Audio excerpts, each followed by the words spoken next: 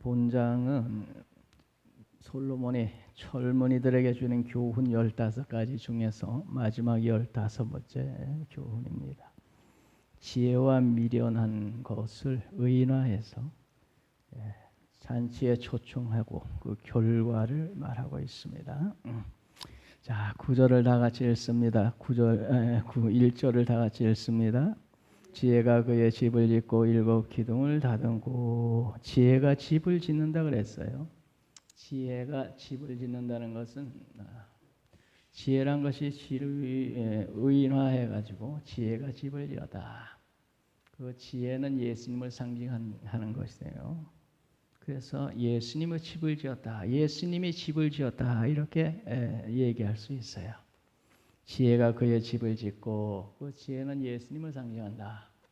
예수님은 우리들이 살 영원한 집을 지으신 분이다 하는 것이죠. 예수님께서 마지막 제자들이 말씀하기는 너희를 마음에 근심하지 말라. 하나님 믿으니 또 나를 믿으라. 내 아버지의 집에 거할 곳이 많다.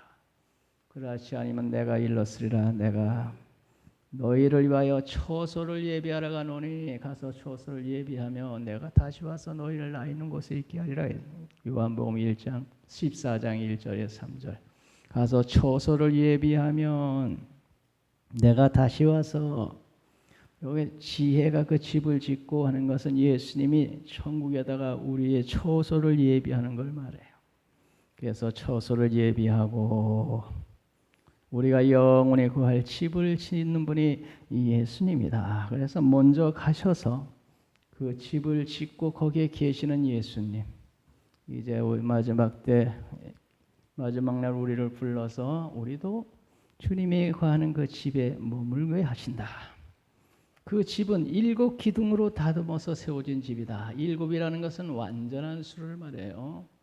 예수님이 지으신 천국에 우리가 구할 집은 7 기둥으로 되어 있어서 영원히 무너지지 않는다. 이 세상도 그 정욕도 다 지나가지만 예수님이 우리를 위해 예비한 처소는 영원히 무너지지 않고 영원히 존재한다는 것이에요. 지혜, 예수님이 집을 짓고 그의 집을 짓는데 그 집은 우리들이 거할 집이다. 7 기둥으로 되어져서 그 집은 영원한 집이요 우리가 영원히 거할 그 집이로다. 2절 다 같이 읽습니다. 짐승을 잡으며 포도주를 혼합하여 상을 갖추고. 짐승을 잡으며 포도주를 혼합하여 상을 갖추었다는 건 잔치판을 벌렸다 하는 것입니다. 짐승을 잡으며 포도를 혼합하여 상을 갖추고. 하나님의 지혜를 따라서 예수님 말씀 순종하며 사는 자는 하나님의 축복이 임한다 하는 그런 말씀이에요. 지혜를 추구하며 하나님의 말씀 순종하며 지혜를 따라 사는 사람은 하나님의 축복이 예비되어 있다. 그래, 짐승을 잡으며 포도주를 혼합하여 상을 갖추고. 축복의 상이 갖춰진 것이. 여호와께서 원수들 앞에서 내게 상을 베푸시고. 상, 축복의 상이에요. 오늘 우리들이 지혜인 예수님 따라 주의 말씀 따라 사는 사람은 하나님의 축복을 받는다. 하나님의 축복이 예비되어 있다 하는 것입니다. 하나님의 말씀 순종하는 사람은 들어가도 복이 되고 나가도 복이 되리라. 복 있는 사람은 악인의 꾀를 따르지 아니하고 죄인의 길에 서지 아니하고 오만한 자의 자리에 앉지 아니하고 그 율법을 취하러 묵상하는 이런 사람인데, 시냇가에 심은 나무가 그런 사람은 시절을 쫄아 과실을 맺듯이 짐승을 잡으며 포도주를 혼합하여 상을 갖추는 축복이 예비되어 있다. 자, 3절 다 같이 읽습니다. 자기의 종을 보내어 성중 높은 곳에서 불러 이르기를. 지혜가 종을 보내어 성 높은 곳에 부르는데 누구를 부르느냐? 4절 다 같이 읽습니다. 어리석은 자는 이리로 돌이키라. 또 지혜 없는 자에게 이르기를. 5절도 읽습니다. 너는 와서 내 식물을 먹으며 내 호름한 포도주를 마시고. 지혜가 축복의 상을 베풀어 놓고 종을 보내서 성중 높은 곳으로 가서 어리석은 자는 이리로 와라. 지혜 없는 자에게 이르기를 너도 와서 내 식물을 먹으며 내 혼합한 포도주를 마시라. 지혜가 상을 차려놓고 어리석은 자, 지혜 없는 자를 부르고 있다는 것입니다. 어리석은 자는 유혹에 잘 넘어가는 자를 말합니다. 그런 자들은 주님 앞에 돌아와서 주의 말씀 따라서 지혜롭게 살아라. 지혜 없는 자는 육신의 소욕을 따라 죄 중에 사는 사람을 말합니다. 그런 자는 주 앞에 돌아와서 주의 말씀 순종하며 주님이 예비한 축복에 동참해라.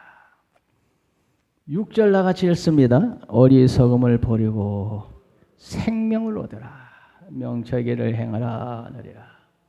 와서 축복의 상에 동참하라. 그런 어리석은 자, 지혜 없는 자를 축복의 상에 동참해서 지혜롭게 살라는 것이죠. 그러면은 생명을 얻으리라. 생명. 우리들의 예수께 나와서 주의 말씀 순종하며 살면 영생을 얻는다 그랬잖아요. 영생을. 여기 보면 생명을 얻으라. 왜 불렀습니까? 어리석은 자를 왜 불렀습니까? 지혜 없는 자를 왜 불렀습니까? 그런 어리석고 지혜 없는 자들, 그들이 돌아와서 주님 앞에서 주의 지혜 말씀 순종하고 살 때 생명을 얻기 때문이다. 생명, 영원한 생명을 얻기 때문이다. 명철의 길을 행하느니라. 그 앞에서 무엇이 선인지 무엇이 악인지 분별하며 살리라. 예수 앞에 나와 주의 말씀 듣고 사는 사람은 무엇이 선인지 악인지 참인지 거짓인지 분별이 간다 이겁니다. 어리석은 자는 그것을 분별을 못해서 유혹에 넘어가고 지혜 없는 자는 그런 걸 분별을 못하기 때문에 죄 중에 육욕에 쌓여서 산다 하는 것입니다. 부른 이유는 어리석게 살면 멸망이라는 거예요. 지혜 없이 육신의 소욕을 따라 죄 중에 살면 멸망이라는 거예요. 그런데 지혜가 부른 이유는 멸망길에서 돌아와 생명길 가자. 생명을 얻으리라. 오늘 예수께서 우리를 부르셔서 믿음의 길을 가게 하시는 건 멸망길에서 돌아와 영생의 길을 가라는 것이죠. 그래서 수고하고 무거운 짐진 자 다 내게로 오라. 내가 너희를 쉬게 하리라. 예수 앞에 돌아와서 주의 말씀 순종하고 믿음으로 사는 자는 영생의 길, 영원히 사는 생명의 길을 가게 되는 줄로 믿습니다. 7절을 읽습니다. 7절 거만한 자를 징계하는 자는 도리어 능욕을 받고 악인을 책망하는 자는 도리어 흠이 잡히느니라. 그래서 거만한 자, 악인 이런 사람들은 책망하면 오히려 화를 당한다 하는 것이죠. 화.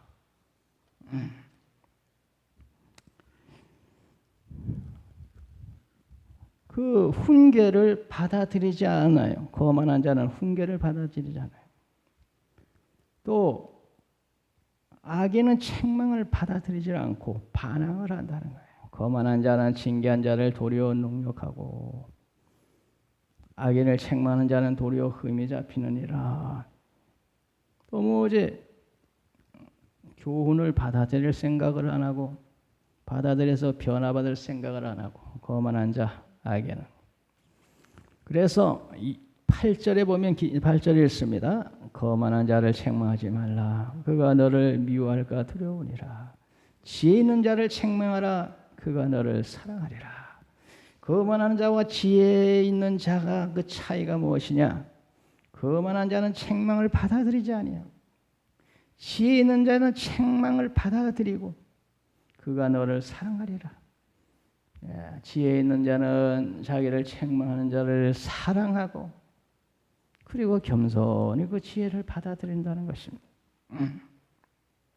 그래가지고 9절을 다 같이 했습니다. 9절 지혜 있는 자에게는 교훈을 더하라. 그가 더욱 지혜로워질 것이요 의로운 사람을 가르치라. 그의 학식이 더하리라. 그래서 거만한 자, 악한 자는 교훈하고 책망하다가 도리어 화를 입는다. 그런데 지혜로운 자는 책망하면 교훈을 받아들이고 자기를 책망하고 바른 말 해준 사람을 사랑해서 그런 자는 지혜 있는 자에게 교훈을 더하고 그런 사람은 점점 더 지혜로워진다는 거예요. 그가 더욱 지혜로워질 것이요.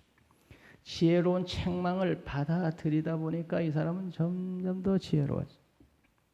의로운 사람을 가르치라 그의 학식이 더하리라. 요 의로운 자에게 가르쳤더니 겸손히 아멘하고 받아들여. 그러다 보니 학식이 점점 더하리라. 지혜 있는 자는 교훈을 받아들여서 더욱 지혜로워지고 의로운 자는 겸손히 가르침을 받음으로 더욱 학식이 많아지고 예수님께서 하신 말씀을 있는 가진 자는 더 가질 것이요 없는 자는 있는 것도 빼앗기리라. 그런 말씀이죠. 여기 말씀하고 똑같아요. 달란트 비유를 얘기하면서 저 한 달란트 저 땅에 묻었다 가져온 저 게으른 자의 한 달란트를 빼앗아서 10달란트 가진 자에게 주어라. 있는 자는 받아서 더 많아지고 없는 자는 있는 것도 빼앗기리라. 지혜 있는 자는 교훈을 받아들여서 점점 지혜로워지고 의로운 자는 겸손히 가르침을 받아들임으로 학식에 더하여진다. 그래서 겸손히 교훈을 받아들이고 책망을 달게 받고 가르침을 겸손히 받아들이는 자는 그런 자는 점점 지혜로워지고 점점 학식이 더하여지고 우리들은 하나님 앞에서 우리 하나님의 교훈을 겸손히 받아들이고 바른 훈계를 하는 사람의 훈계를 아멘하고 겸손히 받아들이고 그러므로 더욱 지혜로워지고 더욱 학식이 더하는 그런 사람이 되십시다. 10절을 다 같이 읽습니다. 여호와를 경외하는 것이 지혜의 근본이요 거룩하신 자를 아는 것이 명철이니라. 잠언 1장 7절에 여호와를 경외하는 것이 지식의 근본이거늘 미련한 자는 지혜와 훈계를 멸시한다 했는데 잠언 1장 7절하고 여기 9장 10절하고 잠언서의 핵심의 말씀입니다. 여호와를 경외하는 것이 지혜의 근본이요 거룩하신 자를 아는 것이 명철이니라. 여호와를 경외하는 것이 지혜의 근본이 바로 되어 있어요. 건물을 지을 때에 기초가 바로 되어 있어야 그 건물이 든든히 서죠. 기초를 제대로 안 닦고 건물을 세웠더니 건물이 기울어져 가지고 부산에 뭐 그런 건물이 있더라고. 기울어지고 기초가 바로 되어 있어야 된다니까. 기본이 바로 되어 있어야 된다. 기초가 바로 안 된 데에다가 건물을 하면 그 건물은 무너지게 돼요. 기울어지게 돼요. 그럼 우리 인간도 마찬가지겠죠. 기본이 바로 되어 있어야지. 기본이 바로 되어 있는 가운데 부자도 되고 지식도 많아져서 박사도 되고 해야지. 기본이 안 돼 있는 사람이 지식이 많아지니까 그 지식 가지고 나쁜 짓 하더라 이거죠. 그래가지고 옛날에 그런 일이 있었잖아요. 경기고등학교 나와서 서울대학교 나와서 그래서 어떤 회사 사장님이 되셨는데 그런데 얼마나 사람을 괴롭히고 못 살게 구는지 그 사람이 죽으면서 유서를 써놨어. 인간이 되라. 경기고등학교 나오고 서울대학교 나와서 그 회사 사장님이 됐는데 사람 얼마나 괴롭히는지. 그 죽은 사람이 회장님. 근데 회장님 말씀을 듣지 않고 자기가 똑똑하다는 건 내세워가지고 도무지 그냥 회장님을 그냥 들이받고 말씀 순종하지 않고 하니까 회장님이 속이 상해가지고 여기 높은 건물에 뛰어내려 자살하면서 유서를 쓰는데 그 사람 이름을 써놓고 인간이 되라. 기본이 안 됐다는 거예요. 기본이. 여호와를 경외하는 것이 기본이 여호와의 경외는. 그리고 거룩하신 자를 아는 것이 그것이 명철이고 지혜요. 오늘 우리들은 여호와를 경외하고 그분을 알고 그 말씀 따라 사는 우리들이 바로 지혜로운 자들인 줄 믿습니다. 여호와를 경외하는 것이 지혜의 근본이란 말이에요. 세상 지식이 아무리 많아도 하나님을 모르면 근본 지혜가 없는 사람이요. 가장 중요한 지혜가 없는 사람이요. 세상에서 감놓은 을박하다가 죽을 사람인데 여호와를 경외하는 사람은 영원한 생명을 가지고 사는 사람이요. 천국 갈 사람이요. 아주 지혜로운 사람, 복받을 사람이요. 오늘 우리들이 여호와를 경외하는 우리들이 지혜로운 사람이다. 여호와를 경외하는 것이 지혜의 근본이요 거룩하신 자를 아는 것이 명철이다. 하나님을 잘 아는 것이 명철. 지혜롭다는 얘기죠. 명철이라는 것은 선악을 잘 분별해서 악한 길을 피하고 선한 길, 의로운 길로 달려가는 사람이 그런 명철이에요. 그게 어떤 사람이 명철, 선악을 분별해서 의의 길을 갈까? 여호와를 경외하는 사람이. 여호와를 경외하는 것이 하는 사람이 지혜로운 사람이라니까. 아브라함에게 하나님께서 부호양친 자비 집을 떠나라 할 때 아브라함이 보따리 싸가지고 늙음하게 집을 떠나는 거 보고 사람들이 저 어리석은 사람이네. 이제 늙음하게 집 떠나서 어디가 살겠다는 거야. 그런데 어리석은 같은데 그가 집을 떠났어. 가나안 땅에 도착하고 하늘의 별처럼 땅의 모래처럼 많은 자손을 낳고 하나님의 축복의 사람이 됐다. 여호와를 경외한 노아가 하나님의 말씀 듣고 홍수난다 다 이제 멸하리라. 너는 방주를 지어서 그 홍수를 면하라. 산꼭대기에 올라가가지고 그날부터 배를 짓기 시작하고 뚝딱뚝딱 사람들이 산 위에서 배 짓는 노아를 보고 저 사람 좀 미쳤나? 저 배를 산꼭대기에 지어가지고 뭐 어떻게 하겠다는 거야? 홍수가 난다는데 이렇게 날이 맑고 청명한데 무슨 홍수야?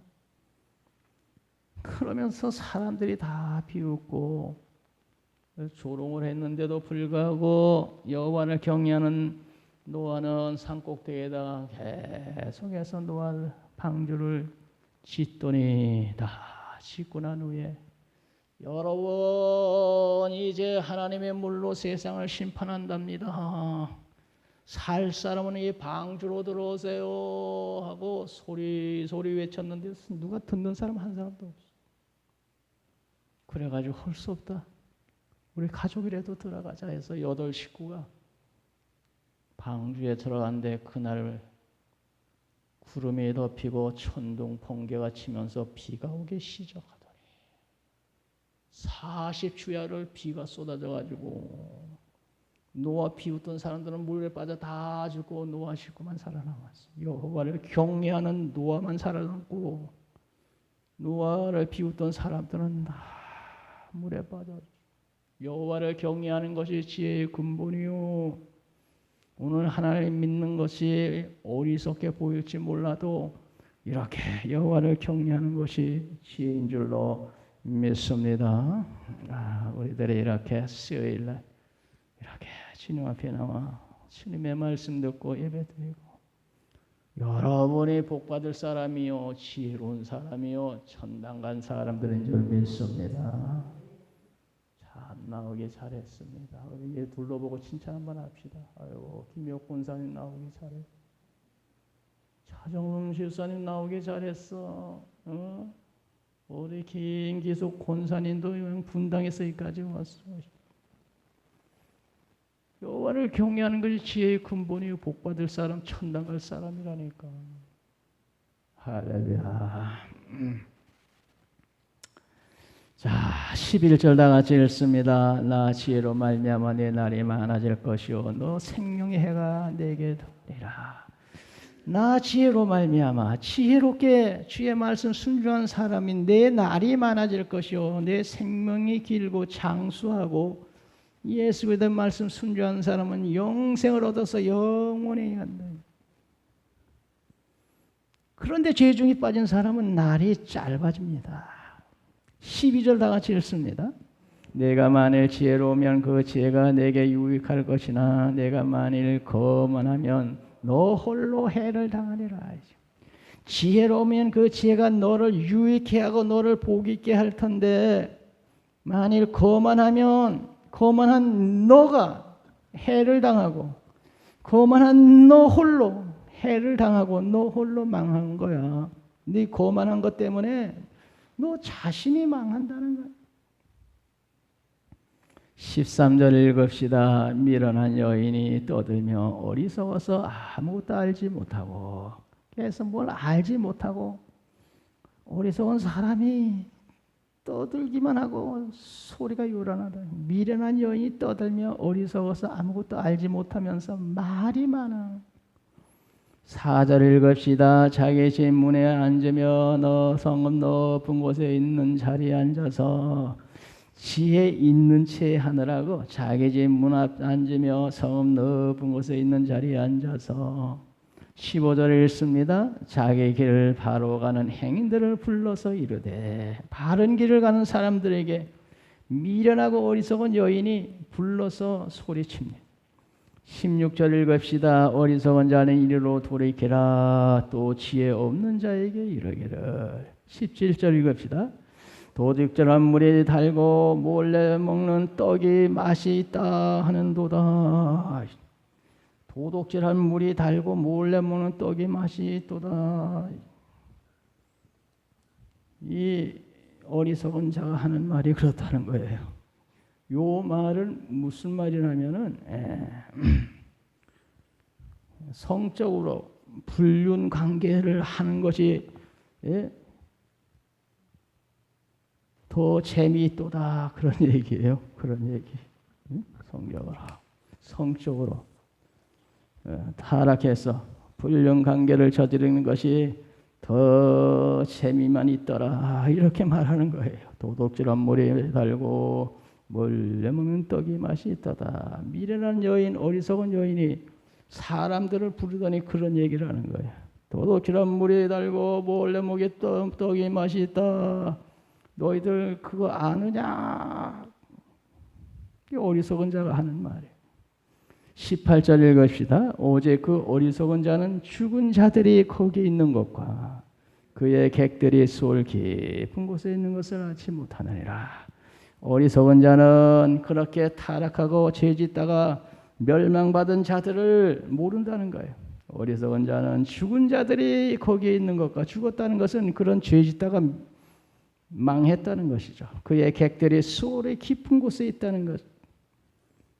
그렇게 죄짓다가 도둑질한 물이 달고 몰래 먹는 떡이 맛이 있다는 것을 너희들 아느냐 하는 이런 식으로 산 사람은 다 망했다는 것을 모른다는 거예요. 이 어리석은 자가. 그래가지고 사람들을 유혹해서 죄 짓는 곳으로 부르고 있다 하는 것입니다.